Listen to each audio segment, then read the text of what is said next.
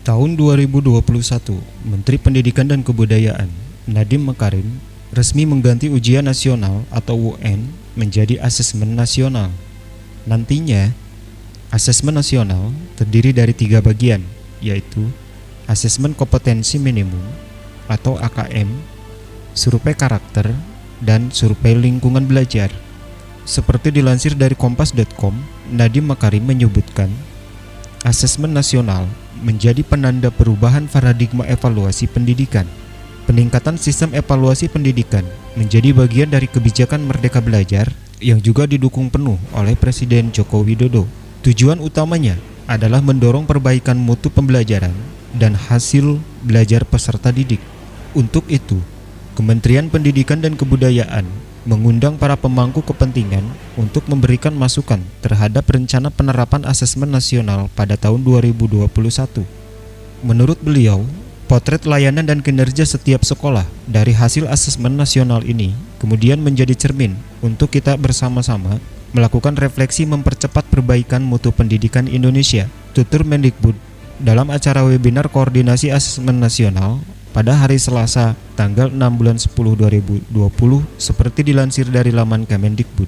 Mengukur capaian literasi dan numerasi.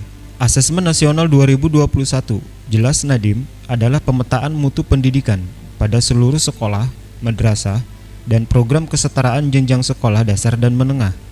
Asesmen nasional terdiri dari 3 bagian, yaitu asesmen kompetensi minimum AKM, survei karakter, dan survei lingkungan belajar.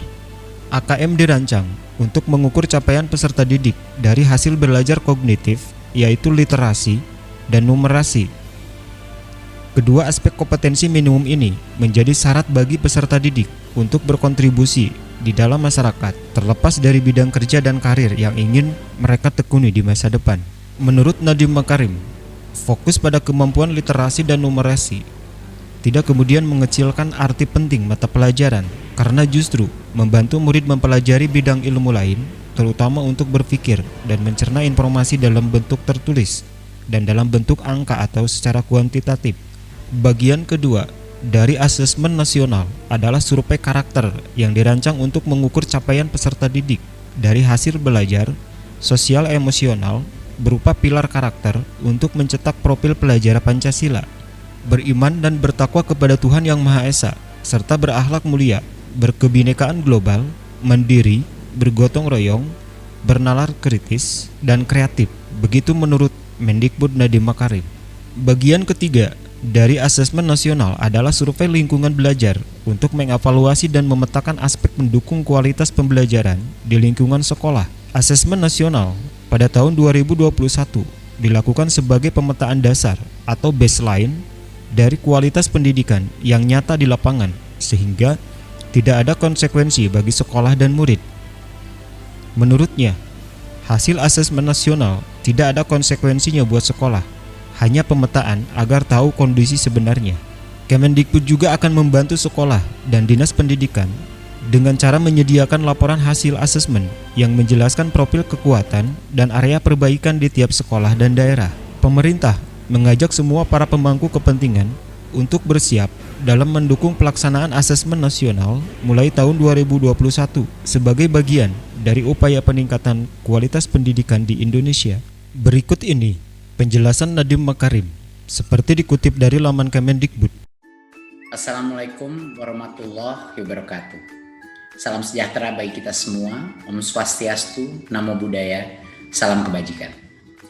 Yang saya hormati Bapak Ibu yang hadir pada acara virtual hari ini, semoga semua diberikan berkah keselamatan dan kesehatan.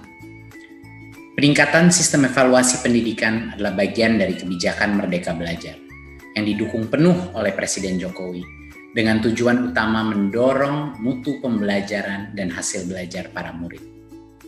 Untuk itu Kemendikbud mengeluarkan kebijakan asesmen nasional yang dirancang tidak hanya sebagai pengganti ujian nasional dan ujian sekolah berstandar nasional, tetapi sebagai penanda perubahan paradigma tentang evaluasi pendidikan. Perubahan mendasar asesmen nasional adalah tidak lagi mengevaluasi capaian murid secara individu, akan tetapi mengevaluasi dan memetakan sistem pendidikan berupa input, proses, dan hasil. Potret layanan dan kinerja setiap sekolah dari hasil asesmen nasional ini kemudian menjadi cermin untuk kita bersama-sama melakukan refleksi, mempercepat perbaikan mutu pendidikan Indonesia. Asesmen nasional terdiri dari 3 bagian, yaitu pertama, asesmen kompetensi minimum atau AKM. Kedua, yaitu survei karakter. Dan yang ketiga adalah survei lingkungan belajar. Asesmen kompetensi minimum atau AKM dirancang untuk mengukur capaian murid dari hasil belajar kognitif, yaitu literasi dan numerasi. Kedua aspek kompetensi minimum ini menjadi syarat bagi murid untuk berkontribusi di dalam masyarakat, terlepas dari bidang kerja dan karir yang ingin mereka tekuni di masa depan. Fokus kepada kemampuan literasi dan numerasi tidak kemudian mengecilkan arti penting mata pelajaran, karena justru membantu murid mempelajari bidang ilmu lain, terutama untuk berpikir dan mencerna informasi dalam bentuk tertulis dan dalam bentuk angka atau secara kuantitatif. Jadinya kemampuan literasi dan numerasi adalah kemampuan yang akan berdampak kepada semua mata pelajaran yang diajarkan dan dipelajari oleh murid-murid kita. Bagian kedua adalah dari asesmen nasional adalah survei karakter yang dirancang untuk mengukur pencapaian murid dari hasil belajar sosial emosional berupa pilar karakter untuk mencetak profil pelajar Pancasila. Dengan 6 indikator utama, yaitu beriman dan bertakwa kepada Tuhan Yang Maha Esa serta berakhlak mulia. Kedua, kebinekaan global. Ketiga, kemandirian. Keempat, gotong royong. Kelima, bernalar kritis. Dan yang keenam, kreativitas.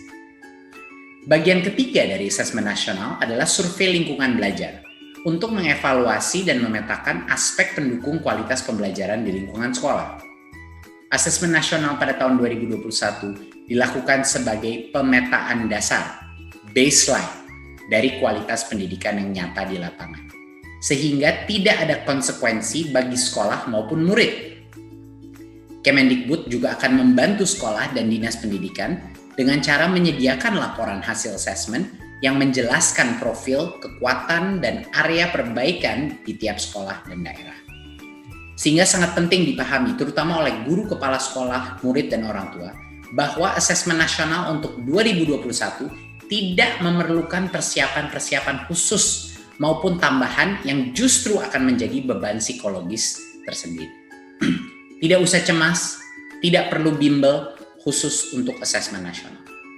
Untuk itu, mari kita semua bersama-sama mendukung pelaksanaan asesmen nasional mulai tahun 2021 sebagai bagian dari reformasi pendidikan Indonesia.